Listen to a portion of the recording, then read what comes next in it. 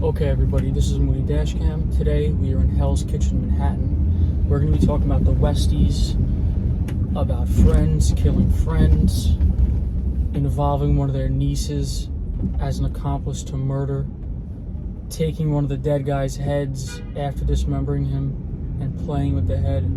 We're going to be going to the bar that happened at. So let's flip this around and get into it. Okay, so the address that we're going to is 736 10th Avenue in Hell's Kitchen, like I mentioned before. It is the former location of the Sunbright bar, which was one of the Westies' hangouts back in the day when they ran this section of Manhattan, which they ran with an iron fist, as they say. Okay. Oh, this is nice. 6 o'clock in Manhattan. We love it. We love to see the traffic. Don't forget to follow me at Instagram at mooneydashcam. I post on there pretty much every day. All the crime scene footage that I cannot post on YouTube goes on Instagram. Check that out. Also, don't forget to leave suggestions for future videos in the comments. I very much appreciate that. Hit the notification bell while you're doing stuff so you can see the videos right when I post them. Okay, so some of this info comes from Jimmy Coonan's niece. She ended up testifying. Her name was Alberta Ann Sachs. All this beef started on August 25th, 1975, when two lifelong friends are at a bar, Patty Dugan and Dennis Rhinestone Cowboy Curley. What a crazy name that is. They're both members of the Westies at the time, so both highly respected guys, grew up together, childhood friends. They're getting drunk in a bar, joking around, when Curly jokingly aims his gun, pulls a gun out on Patty Dugan. Patty takes that as a personal insult, gets up from the bar, and storms out. I'm sure they're both drunk. Later that night, Patty sees Curly walking around town, comes up behind him, shoots him 2 times in the head over a joke. Obviously, is it a joke when you pull a gun out on somebody? No, not really. But these are crazy gangsters drunk in a bar. So he kills the guy. He kills Curly. Now, even though this is a crazy neighborhood, this like rocked the neighborhood. These are 2 guys that grew up there. Everybody knew them. They were well-liked guys. They were like brothers. Friends didn't kill each other in a neighborhood like that. No one really expected it to happen.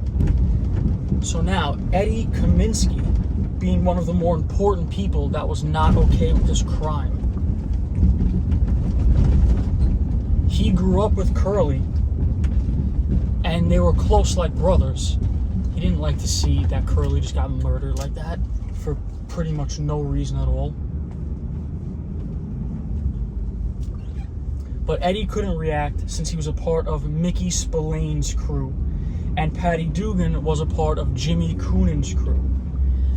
And their rival crews, they didn't want to start a war. Here is the bar right at this corner. We're going to pull up. Oh, look at this. We'll pull up right here. It's like they make spots for me out here.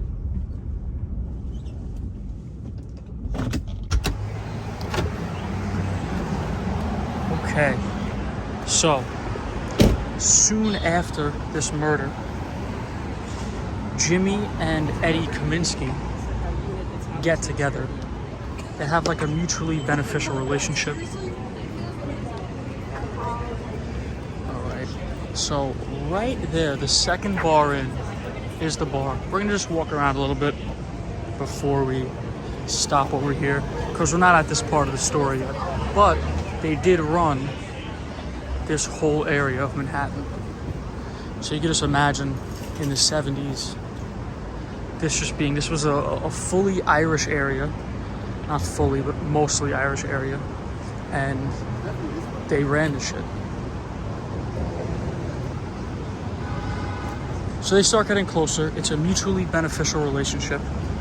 Jimmy likes having the old school respected guy around because Jimmy Coonan was very young running his own crew. And Eddy Kaminsky has been around for a while and had a reputation, was a known heavy hitter under Mickey Spillane.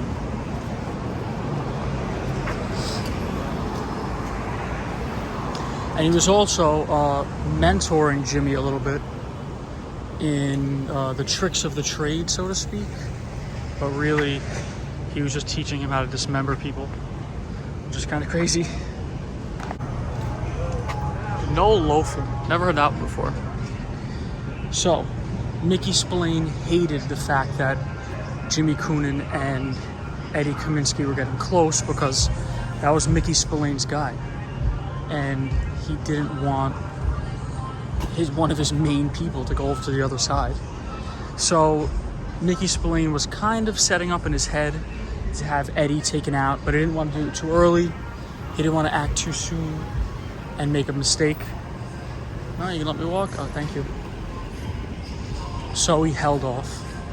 He never ended up actually being able to get it done, but that's a story for another time.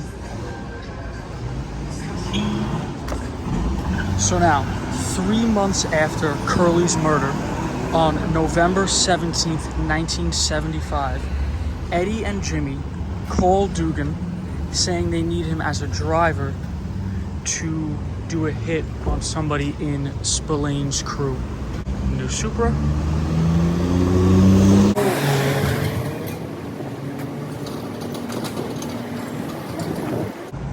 So Dugan shows up, they have him exactly where they want him. They ask Jimmy's niece, who's 14, for 2 large knives to borrow from her apartment. She gives them to him. Eddy then teaches Jimmy Coonan. Eddy's nickname is the Butcher of Hell's Kitchen. He teaches Jimmy Coonan how to dismember a body using Patty Dugan's body as a, what do you call it? Test subject? Practice dummy? They came back to her door a half an hour later with a garbage bag dripping with blood. And she says, "What's in it?" Eddy says, "It's Patty Dugan's head." You gotta remember, this girl's 14 years old. They then took the head to the basement where the furnace was while she cleaned up the blood drippings in the hallway from the head in the bag. This is 736. So this is where Sunbright Bar was. We'll get to where this comes into the story in a second here.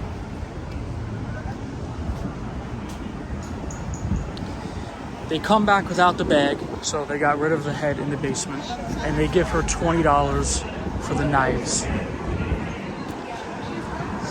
Because they never gave the knives back. They said they were going to borrow them, but that's not really the case. You can't give back the murder weapon to your niece. But then again, most people wouldn't ask their niece for a murder weapon. So, as the story goes, somewhere along the timeline of them after killing Patty Dugan, they take his head into Sunbright Bar and set it up on a stool or the actual bar. It's not specific on where they set it up exactly. They set it up inside there, and they start pouring out his favorite whiskey, toasting to him. They put his favorite cigarette in his mouth, light the cigarette. They actually say at one point, which I don't know how they get this information, but someone got it. They go, "Although he fucked up, he was a good Irishman." And they toasted to him. They're in the bar with Billy Beatty at the time. And they sent Billy Beatty up to Dugan's apartment to go and get a milk carton from his fridge and bring it down to the bar. So he goes and gets the milk carton, brings it down to the bar, and then Jimmy says to him, "Now get rid of what's inside of it."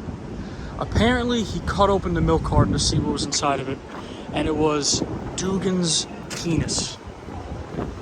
How true that is, I don't know. It's kind of like mob lore at this point. I know Coonan did keep in his bar a jar full of fingers that he would use to threaten people with, like, "Hey, I'll collect your fingers also." So it's not too much out of the realm of possibility. And then apparently they took his penis and they put it into a pickle jar and it stayed inside the fridge at the bar for a while. Pretty fun all around story.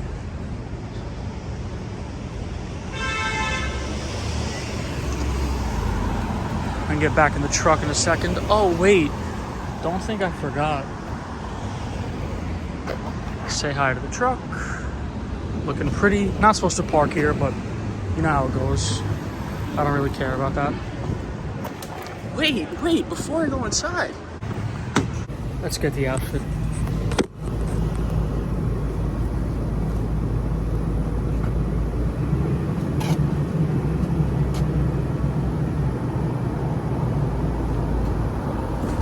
Had to be done. So the niece only ended up cooperating because her boyfriend got in trouble with the Westies, and I guess she was trying to protect him in some way. It's probably not the way to go about it. Either way. Apparently, Jimmy Coonan and Mickey Featherstone, who is another member of the Westies, used to keep pistols, shotguns, machine guns, ammunition, and silencers in her bedroom closet as she was a teenager. And she said she didn't have any feelings towards them. No bad feelings. She said they were always good to her. So, I guess she really did only cooperate because her boyfriend got in trouble with them. One of the craziest things to come from her is she said that in 1978, Jimmy Coonan and Mickey Featherstone got called for a meeting to go meet Paul Castellano in a Brooklyn restaurant, and they didn't know what was going to happen in that situation because they were crazy.